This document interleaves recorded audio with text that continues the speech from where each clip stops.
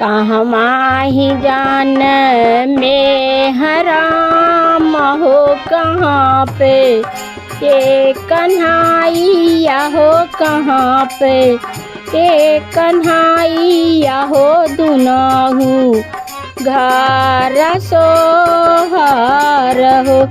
हे मोरी सखिया कहवा पे जान में हराम हो कहाँ पे ये कन्हैया हो दुनाहु घर सोहर हो।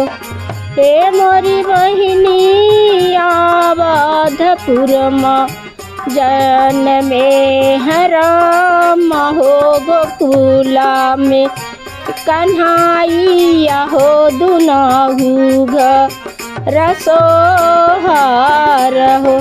हे मोरी बहिनी अवधपुर जन में हराम हो गोकुला में कन्हैया हो दुनाहु घर सोहर हो। हे मोरी बहिनी के करे ही जान में हराम हो के कारे हे कन्हैया हो दुनाहु घर सोहर हो। हे मोरी बहिनी के करे ही जाना में हराम हो के कारे कन्हैया हो दुनाहु घर सोहर हो।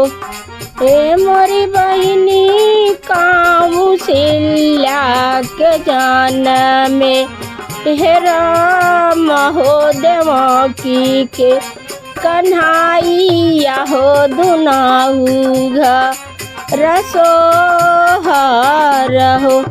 हे बहिनी कौशल्या के जान में हराम हो देवकी के कन्हैया हो दुनाहु घर सोहर हो। काहे के जान में हराम हो तो काहे का कन्हैया हो दुनाहु घर सोहर हो।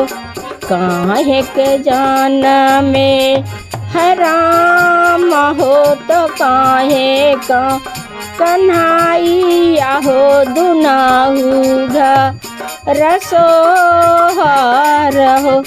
रावण के मारे के राम जन्मे कंसा के मारे के कन्हैया हो दुनाहु घर सोहर हो।